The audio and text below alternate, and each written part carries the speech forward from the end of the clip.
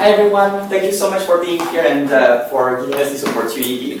I'm Léonard from University of Washington. I'm going to join very soon as an economic assistant professor, and I just recently graduated from MIT. I've been working with those two amazing students, Miao Miao and Stella, and this is joint work with our amazing colleagues from Harvard.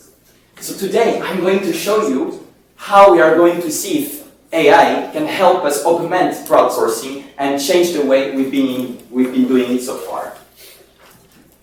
So overall, the key takeaways from today is that we are going to study the capabilities of AI versus humans regarding crowdsourcing. And in particular, we found some very interesting results.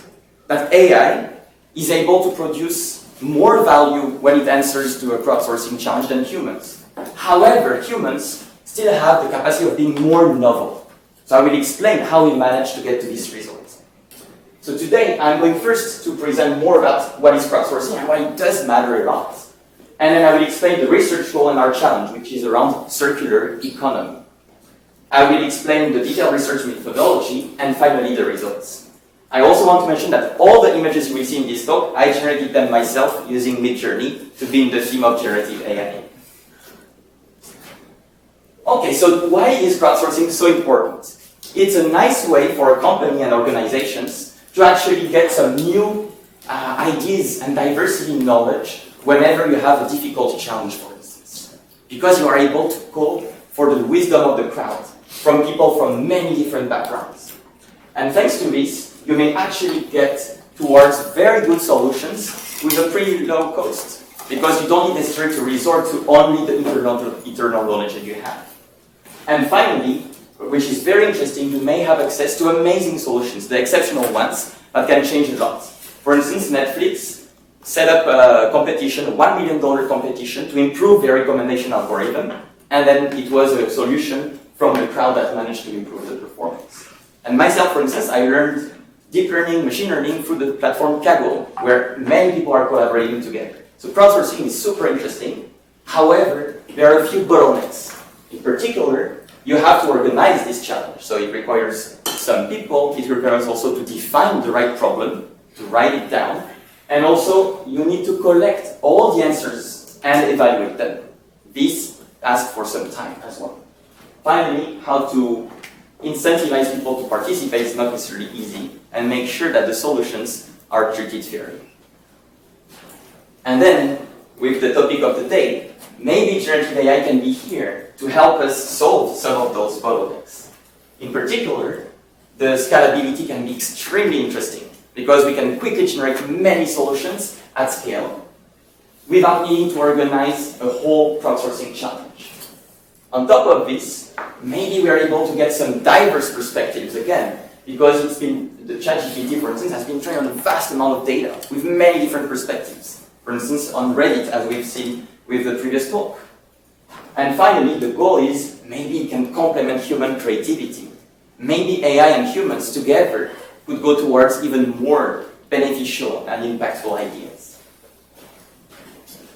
So here's the research goal today. We want to study the capability of AI versus human to generate solutions to crowdsourcing challenges.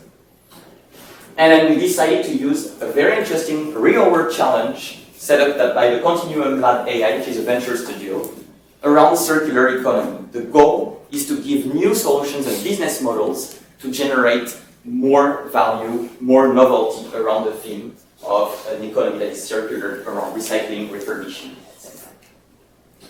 The reason we chose this is because it's a very interdisciplinary topic. It involves environmental purposes, science, economics, finance. So this is actually a difficult challenge. It also requires domain knowledge to make a meaningful contribution. And there is a lot of cultural nuances and many possibilities to answer. So this is a very good test bed for AI to see if it can actually create a lot of value on a difficult challenge. So the key results from the study are those. The idea quality between humans and AI was similar, although it was a very challenging question. We did exhibit a very interesting trade-off as well, which is that the humans exhibit more novelty than the AI. However, AI is more able to generate valuable solutions. financially, and environmentally. And we also, because we really love prompt engineering in the team, we also investigated how prompt engineering does matter to be able to get the right solutions. And then we have some very interesting results that it doesn't make actually a substantial difference to prompt in a one way or another. So the key contributions that we're making in this study are first around the field of crowdsourcing. We're explaining how we can go from human-based to AI-augmented crowdsourcing. And in particular, we demonstrate that using generative AI, we can address some bottlenecks of the traditional crowdsourcing. Around innovation, this novelty versus value trade-off is also a very interesting takeaway, that indeed AI can help, but humans are still necessary to help us get into these novel solutions. So there is something interesting to get out of it. And regarding the emerging literature on generative AI, this has a lot of implications on now the capacity of quickly generating many solutions for your company or organization at a very low cost. And then we managed to make this at scale.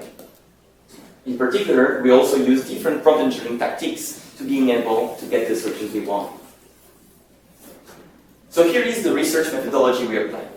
First, we generated solutions. We got them from humans, and we also got them from AI. Then we evaluated the quality of those solutions. So we asked for evaluators to grade on different criteria. And finally, we analyzed the answers using AI to try to get some analogies, understanding of why this answer is good or not good to the eyes of the evaluators. So now let's talk about how we generated the solutions. So first, how humans, like real humans, a crowd, actually gave the answers, and then how AI also answered as well.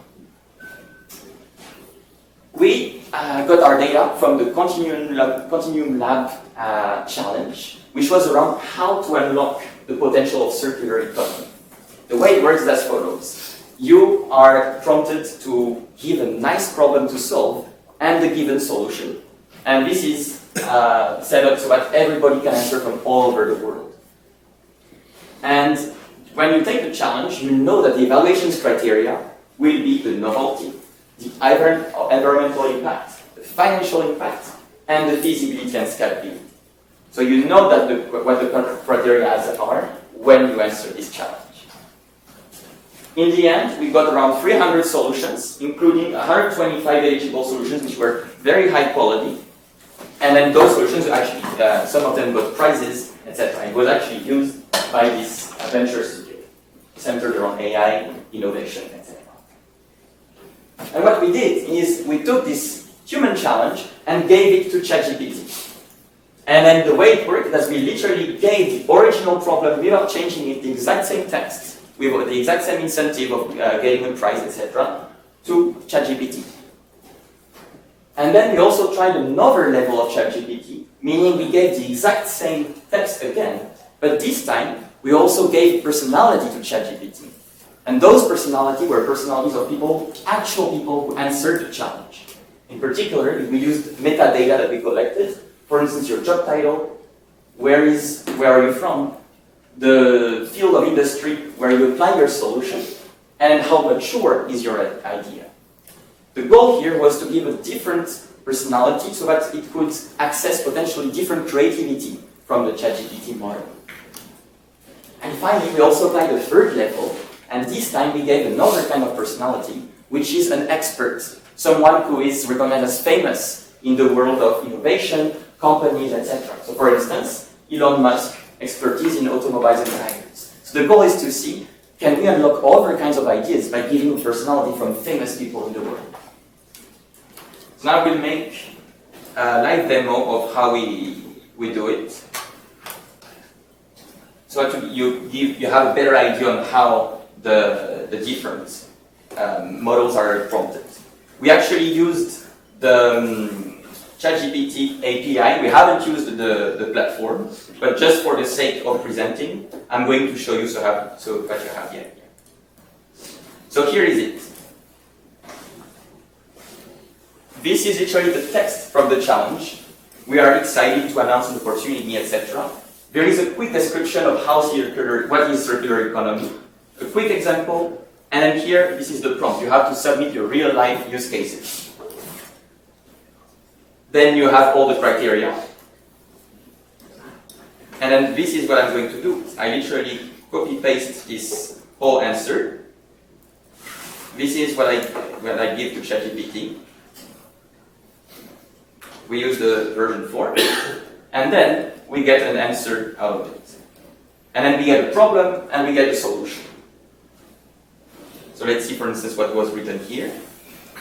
Problem, transportation and logistics sector is immensely responsible for CO2 emissions. So that's the problem.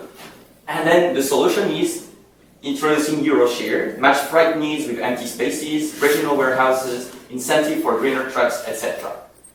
And this is when we can see that AI is indeed able to generate problem solutions.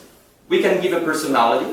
So for instance here, as you can see, I gave the following personality. You are a technical and creative professionals located in Europe, and you propose a solution that applies to transportation and logistics. The maturity of your solution is ideation. So this is how it works. We use the API to be able to generate hundreds of solutions, because here it's more like a one-one interface. However, another interesting aspect of what we did is the following. Generally, when we talk to the chat, it starts a whole conversation, meaning the ChatGPT remembers the whole history of conversations. So we generate solutions in two different ways. By opening 100 different chats and asking the same questions, or by opening only one chat and asking the question over and over, and asking the ChatGPT to give new answers compared to the previous one. So we want to emphasize iterative creativity because the model already knows what it generated. The goal here is, can I generate more novel ideas, more surprising ones? Because all the typical ones have already been given. So if you've played around with ChatGPT, you'll see that it generally gives what is the most typical first. Okay, so this is how it works. Again, we use the API to quickly have everything, but this is the overall intuition.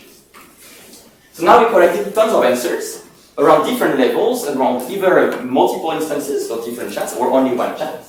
And now we want to evaluate the quality of those solutions. So we decided to recruit evaluators on the Prolific platform, and we screened them. We wanted high-quality evaluators. So we asked them questions about how interested they were, if they had already experience in this field, and we also tested them with a bunch of multiple questions. So they have to pass the bar, being able to enter and being considered as evaluators.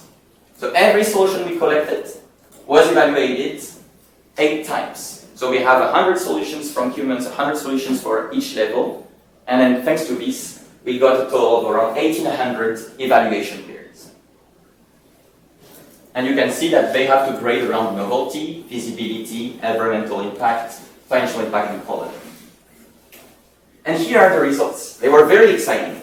The first one is, this is the average novelty rating by level. What we can see is that the humans, with the level H here, are actually more novel and statistically significant. In particular, level 1 and 3 had a lower novelty. However, there is also all solutions, AI solutions have more value. So the value is financial and environmental. And we can see indeed that level 1 and 3 are statistically significant in terms of more value.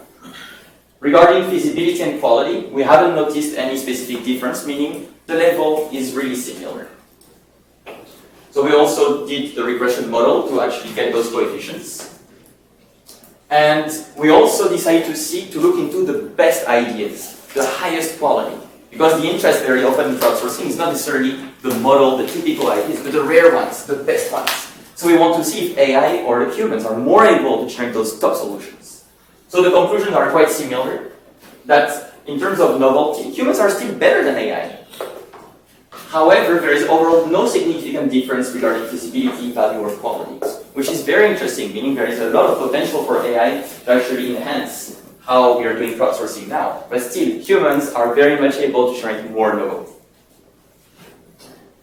A few insights about prompt engineering, because it's a very interesting aspect of our study, that we did investigate many different ways of prompting ChatGPT.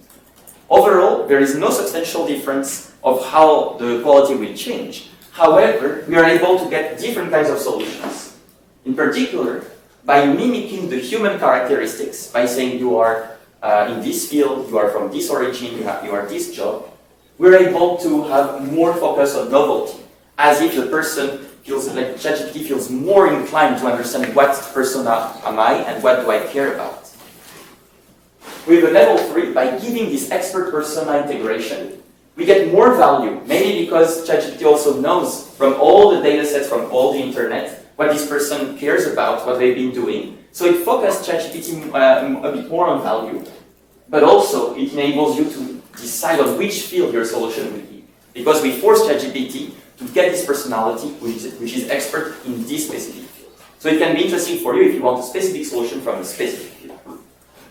And finally, we actually discovered that if you have 100 chats with the same questions, you get always the same typical answers. They're high quality, but they're always the same. However, if you use this single instance asking ChatGPT to answer over and over, it will start being able to have iterative creativity and distinct ideas, which is a very interesting aspect as well. And it created, in the end, higher novelty. Finally, we also analyzed these answers with AI. We wanted to see, with natural language processing, if we could get some interesting insights. In particular, we wanted to see how dissimilar all the human solutions are between themselves, the AI solutions are between themselves. We want to see if they're all looking like the same, or if there's actually a lot of difference. It turns out that human solutions are more different from each other. One way could be we collected answers from people from all over the world with different ways of speaking English, different backgrounds. ChatGPT, if you are used to using it, it tends to always have the same style, very clean, smooth. And this was interesting to discover that this was indeed reflected in this challenge. And we also wanted to discover if humans are judging the quality of the answers based on the similarity. It turns out that yes, for humans, for all the human answers that were more novel were also more dissimilar than the others. Meaning the evaluators looked into how dissimilar an idea was from the others and get this intuition of giving it a higher rating. However, this correlation was not really present for all the other AI levels, meaning the weights rating does not impact much. And regarding impact, the way it was evaluated did not reflect regarding dissimilarity. So dissimilarity is not taken into account to evaluate your value. And finally, we wanted to check if the answers given by ChatGPT or humans are actually from the same areas. It turns out that AI and humans were able to cover all the fields in the industry. So there was no difference in this. So overall, the key insights from today is that humans are able to be more novel, but AI is able to bring more value. So this brings us to have, in fact, a very interesting takeaway, that it's not about AI or humans, it's rather about the collaboration together and how we can go towards more creativity, more novelty, and really have a lot of new ideas and to solve very difficult challenges. Thank you very much, and I'm happy to take any questions.